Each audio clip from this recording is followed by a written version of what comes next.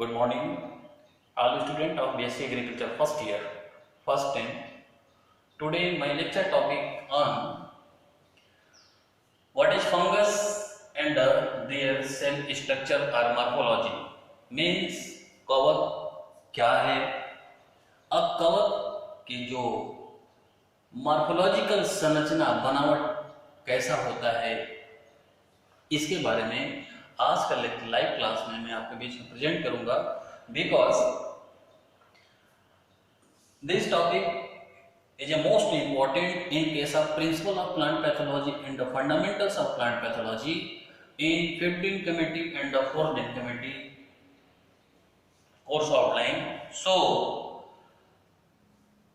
fungal cell or structure of fungal cell is a most important. They are put up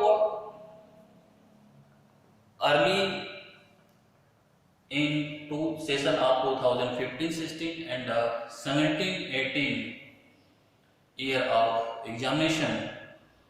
So our students will carefully attend my live lecture class and write down a notebook to the preparation of examination. So let me start my lecture topic on what is fungus and their morphology.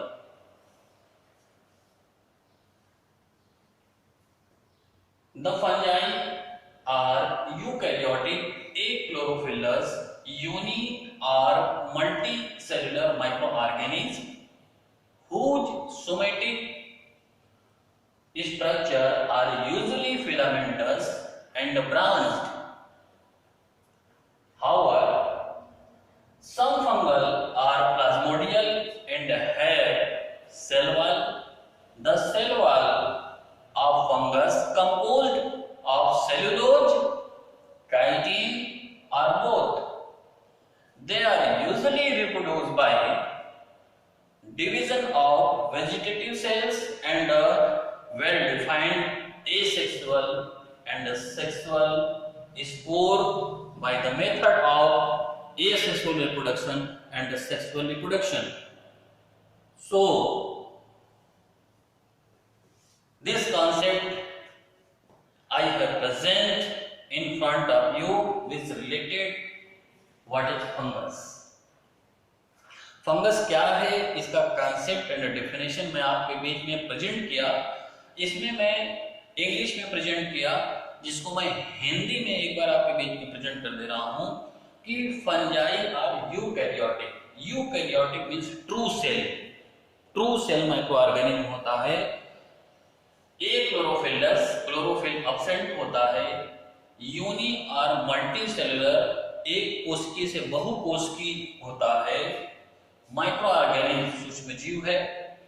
whose somatic structure are usually filamentous, इनका जो vegetative संरचना होता है वो filamentous होता है, टेढ़ा मेढ़ा होता है, विशेष कोई आकार नहीं होता, एंड ब्रांच्ड होता है, शाखान्वित होता है। अब सोमेटिक स्ट्रक्चर के रूप में इसमें हाइफा बनता है, हाइफा आपस में मिलता है तो माइसीलियम बनता है। और माइसीलियम कई प्रकार के होते हैं according to septation, according to situation. Septation के आधार पे एसेप्टेड एंड सेप्टेड, सिचुएशन के आधार पे इक्टोफाइटिक एंड एंडोफाइटिक। अब एंडोफाइटिक की बात किया जाए तो इंटरसेलुलर एंड इंट्रासेलुलर। ये फंगल का ब्रांच सोमेटिक स्ट्रक्चर है। इसके बाद आगे लिखा हुआ है कि सम फंजाई आर प्लाज्मोडियल। कुछ ऐसे फंगस होते हैं जिनके बॉडी में प्लाज्मोडिया मींस प्लाज्मा मेम्ब्रेन पाया जाता है and have cell wall present होता है। The cell wall composed of cellulose, chitin and both. जो फंगस के सेल वॉल होते हैं वो सेलुलोज के बने होते हैं, काइटिन के बने होते हैं या दोनों मिलकर के बने होते हैं। लेकिन कंपोज सेलुलोज की बात किया जाए तो सेलुलोज के बनने वाले जो फंगल के सेल वाले होते हैं वो सब डिवीजन मैस्टिगोमाइकोटिना के अंतर्गत क्लास ओमाइसीलीज के अंतर्गत आने वाले जेनरा, चाहे वो पीथियम हो, फाइटोप्थोरा हो, पेरिनोस्पोरा हो, स्क्लेरोस्पोरा हो, ये जितने जेनरा हैं, इन जेनरा का जो सेल वॉल होता है वो सेलुलोज का बना होता है। इसके अलावा क्लास ओमाइसीटीज को छोड़ दिया जाए तो जाइगो, एस्को, बेसिडियो, डिट्रो, ये जितने 4 सब डिवीजन हैं, यहाँ तक कि सब डिवीजन मैस्टिगोमाइकोटिना के अंतर्गत क्लास ओमाइसीटीज को छोड़ दिया जाता है और जो क्लास हैं उसमें पाए जाने वाले तमाम जेनरा के जो सेल वॉल होते हैं वो काइटिन के बने होते हैं। They are usually reproduced by division of vegetative cells. इसमें रिप्रोडक्शन 3 प्रकार से होते हैं। वेजिटेटिव रिप्रोडक्शन होता है, एसेक्सुअल रिप्रोडक्शन होता है एंड सेक्सुअल रिप्रोडक्शन होता है। वेजिटेटिव रिप्रोडक्शन जब होता है तो ये इनके सोमेटिक स्ट्रक्चर मींस हाइफा या माइसीनियम के बीच में होता है, अलग अलग मेथड्स के द्वारा होता है। एसेक्सुअली होता है तो एसेक्सुअल रिप्रोडक्शन में एसेक्सुअल स्पोर बनते हैं, चाहे वो स्पोरेंजियोफोर हो, एप्लाइनोस्पोर हो, कोनिडियोफोर या कोनिडिया हो।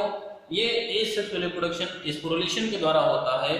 और सेक्सुअल रिप्रोडक्शन 2 गैमेट के बीच में होता है, एंथ्रेडियम एंड ओवुलियम इन केस ऑफ मैस्टिगोमाइकोटिना। इसी तरह अलग अलग 4 सब डिवीजन में सेक्सुअल रिप्रोडक्शन होता है। और सेक्सुअल रिप्रोडक्शन 2 गैमेट के बीच में जब होता है, मेल एंड फीमेल, तो सेक्सुअल स्पोर बनता है। मैस्टिगोमाइकोटिना में सेक्सुअल स्पोर oospore बनता है, जाइगोमाइकोटिना में जाइगोस्पोर बनता है, एस्कोमाइकोटिना में एस्कोस्पोर बनता है, बेसिडियोमाइकोटिना में बेसिडियोस्पोर बनता है, देन डिट्रोमाइकोटिना में एब्सेंट होता है। तो इस तरीके से फंगल का ये कांसेप्ट आपके बीच मैंने प्रेजेंट किया। मेरा ऑब्जेक्ट आप लोगों के बीच में फंगल का सोमेटिक स्ट्रक्चर प्रेजेंट करना है, जो कि बहुत इंपॉर्टेंट है। और ये फंगल सोमेटिक स्ट्रक्चर और मॉर्फोलॉजी एग्जामिनेशन में बार बार पूछा जाता है। So next point, fungal cell और स्ट्रक्चर। ये कंप्लीट फंगल सेल है और फंगल सेल में सबसे पहला सेल वॉल, ये इसका आउटर वॉल सेल वॉल कहलाता है। ये सेल वॉल मैंने आपको बताया सेलुलोज, काइटिन या दोनों से मिलकर बने होते हैं। फिर नेक्स्ट इसके पार्ट्स हैं लोमेसोम, ये लोमेसोम है। फिर अगला इसका पार्ट है प्लाज्मा लेमा, सेल वॉल के नीचे वाला पार्ट प्लाज्मा लेमा। फिर नेक्स्ट पार्ट है न्यूक्लियस, न्यूक्लियस के अंदर ये अगला पॉइंट है न्यूक्लियोलस। फिर न्यूक्लियस जिसके द्वारा, जिस एनवेलप के द्वारा घेरा रहता है, ये envelope nuclear envelope. Next point vacuoles, ये वाला पार्ट ऑर्गेन्स वैक्यूल्स है।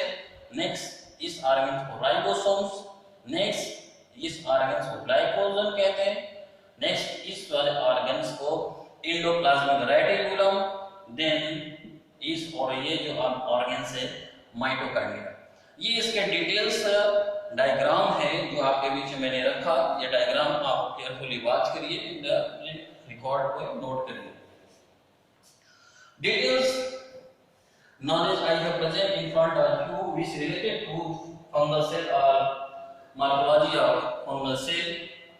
Please I have explained and you are right on notebook. The fungal cell are typically eukaryotic and lack chloroplast. जो फंगल सेल है यूकैरियोटिक होता है, means true cell होता है। True sales means होता है जितने भी एनर्जेटिक अपरेटस होते हैं उस सेल में प्रेजेंट होते हैं, चाहे वो न्यूक्लियस हो, न्यूक्लियोलस हो, माइटोकॉन्ड्रिया हो, लाइसोसोम्स हो, गोल्गी बॉडी, एंडोप्लाज्मिक रेटिकुलम्स हो। ये जितने भी ऑर्गेन्स प्रेजेंट होते हैं जब किसी सेल में, तो उस सेल को हम ट्रू सेल्स या यूकैरियोटिक सेल्स कहते हैं। तो फंगल सेल्स यूकैरियोटिक होता है एंड लैक क्लोरोप्लास्ट, क्लोरोप्लास्ट इसमें एब्सेंट होता है। एब्सेंट होने की वजह से इसमें फोटोसिंथेसिस मींस क्लोरोफिल नहीं बनते। जब क्लोरोफिल नहीं बनते तो ये हेटेरोट्रॉफिक नेचर के होते हैं, दूसरे के ऊपर डिपेंड होकर के भोजन लेते हैं, ऑटोट्रॉफ्स नहीं होते। Cell is bounded by cell wall, ये जो सेल वॉल है, ये सेल है, सेल वॉल के द्वारा घिरा होता है। which provide rigidity and shape to cell, जो पूरे सेल को कठोर शेप प्रदान करता है, आकार प्रदान करता है।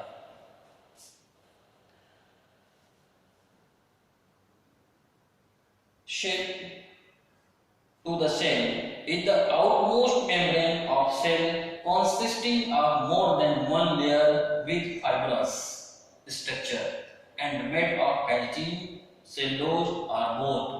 ये जो सेल वॉल है इसके नीचे एक पूरा लेयर बना होता है जो लेयर सेलुलोज काइटिन या दोनों से मिल करके बना होता है।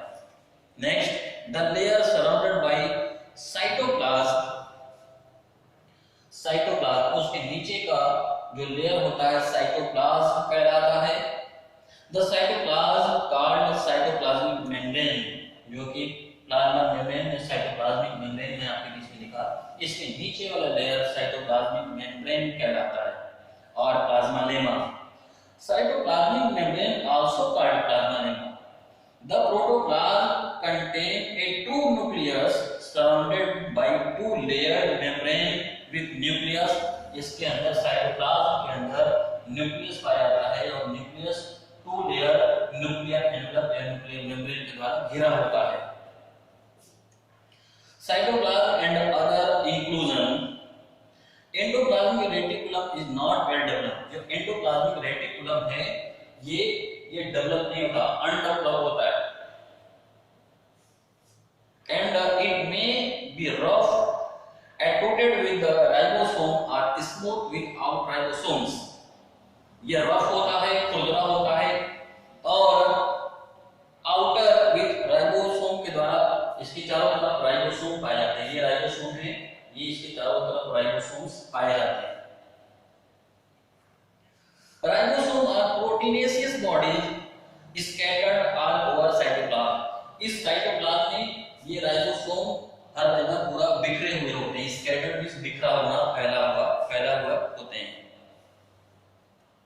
एंड प्रोटीनेशियस बॉडी होता है, play a role in the protein synthesis. Ribosome का स्पेशली फंक्शन होता है कि आफ्टर मेटाबॉलिज्म प्रोसेस के बाद जो प्रोटीन निकलता है उस प्रोटीन का सिंथेसिस करता है। मींस प्रोटीन को कलेक्ट करके रखने का काम राइबोसोम्स का होता है। तो ये राइबोसोम्स प्रोटीनियस नेचर का होता है और प्रोटीन सिंथेसिस का काम करता है और ये साइटोप्लाज्म में हर जगह ये पाया जाता है, बिखरा हुआ होता है। The mitochondria are the site of respiratory activities. Mitochondria जो कि एनर्जी बॉडी ऑफ सेल्स के नाम से जाना जाता है, ऊर्जा का घर कहते हैं। तो जितने एनर्जी होता है उसको स्टोर करके रखता है to the next function of cell. Cell के फंक्शन के लिए ये अपनी एनर्जी को स्टोर करके अपने अंदर रखता है। और ये माइटोकॉन्ड्रिया भी पूरे साइटोप्लाज्म में स्कैटर्ड होते हैं, मींस बिखरे हुए होते हैं। The लेमोसोम्स आर सोलेन membranous structure of plasmalemma. ये लेमोसेल्स है, लोमेसेल्स प्लाज्मा लेमा में जो कि से फूला हुआ होता है, प्लाज्मा लेमा के बगल में पाया जाता है। Cytoplasm also contain fat particles. जो साइटोप्लाज्म है, साइटोप्लाज्म फैट पार्टिकल्स को एब्जॉर्ब करके रखता है। Calcium oxalate, crystal, resin, glycogen.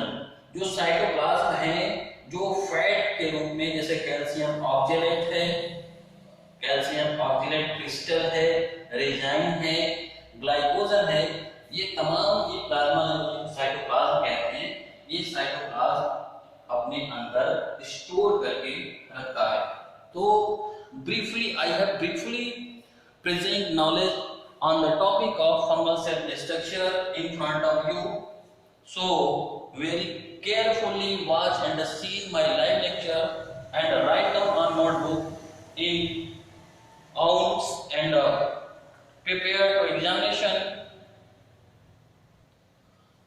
So any query regarding them, please contact me and write comment on comment box.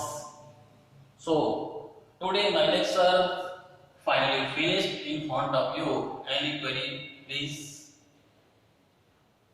contact. What is first fungus, then fungal cell structure or morphology. Let me finish. Thank you. That's all.